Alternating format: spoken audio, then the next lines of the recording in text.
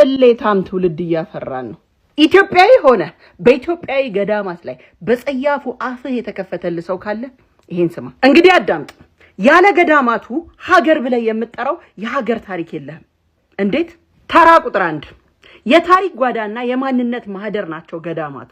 የምትኩራራበት ባለም መድረክ ሄደ ኢትዮጵያ የራሷ ፊደል፣ የራሷ ቀን መቁጠሪያ፣ የዘመን አቆጣጠር፣ የቁጥር ስርዓት ያላት ብቸኛ አፍሪካ ሀገር ያደረጓት ገዳማት ናቸው። ያለ ገዳማቱ የኢትዮጵያ የነገስታት ታሪክ፣ የዓለም አቀፍ ዲፕሎማሲ ሰነድና ጥንታዊ ብራናና መጽሐፍት የሉም።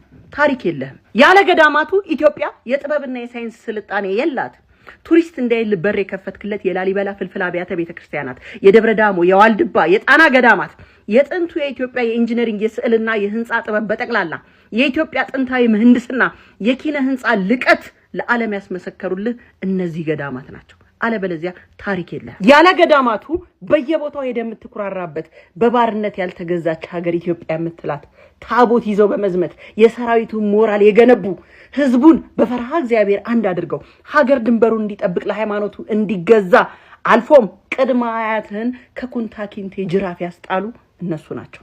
የሀገር መከላከያ መንፈሳዊ ምሰሶች ገዳማት ናቸው። የምዕራባውያን የዘመናዊ ህክምናና ሳይንስ ሳይመጣ ለክፍለ ዘመናት የሀገሪቷን እጽዋት፣ ማዕድናት፣ ጸበላት አቀናጅተው በሀገር በቀል የእጽዋት ህክምናና የስነ ልቦና ፈውስን፣ ትራዲሽናል ሜዲሲንና ሳይኮቴራፒን አንድ ላይ ሰንገው ጤነኛ ወላጅ የሰጡ እነሱ ናቸው፣ ገዳማት ናቸው። ዘመናዊ ህገ መንግስትና መጽሐፍት ከመቀረጻቸው አስቀድሞ ሀገሪቱ የምትመራበትን ፍትሐ ነገስት ስርዓት እና ዛሬ የምትኖርበትን ስርዓተ ማህበረሰብ በማስተርጎም ለንጉሳውያን አማካሪ እንዲሁም የፍትህ መሰረት ሆኖ የኖሩት ገዳማት ናቸው። ዘመናዊ ዩኒቨርሲቲ ሳይመሰረት የላቀ የፍልስፍና ስርዓትን በቅኔ የስነ ጽሁፍ ጥበብን በጥልቅ ትርጓሜና ፍልስፍና ለሀገሪቱ ልሂቃን ሲያስተምሩ የኖሩ የጥንት ከፍተኛ ትምህርት ተቋማት ገዳማት ናቸው። በገዳሙ ስራ መፍታት፣ መዝናናት ለመሰለ ሳይሰሩ መብላት አይገባም የሚል ጥብቅ የሥራ ባህል በማስፈን ለግብርናው መሻሻል፣ ለአትክልትና ፍራፍሬ ልማት የእጅ ጥበብ ስራዎች ፈርቀዳጅ አርአያ ሆነው የኖሩት ገዳማት ናቸው። ካልክስ ታይም ማኔጅመንት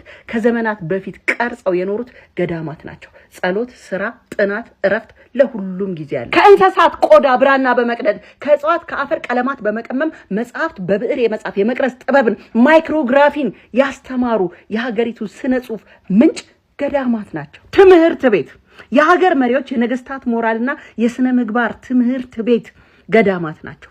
ወላጅ ለሌላቸው፣ ረዳት ለሌላቸው አረጋውያን፣ በህይወቱ ጣውረድ ለተሰበሩ ዜጎች ያለምንም ልዩነት ተቀብለው የሚመግቡ የሚንከባከቡ ሶሻል ሴፍቲ ኔት መጠለያ ሆነው የኖሩት ገዳማት ናቸው። ዛሬ የምትኮራበት ቱሪስት የምትስብበት ዓለም አቀፍ ደረጃ ቅርስነት ላይ የተመዘገቡ ጥምቀትና መስቀል መሰል በዓላት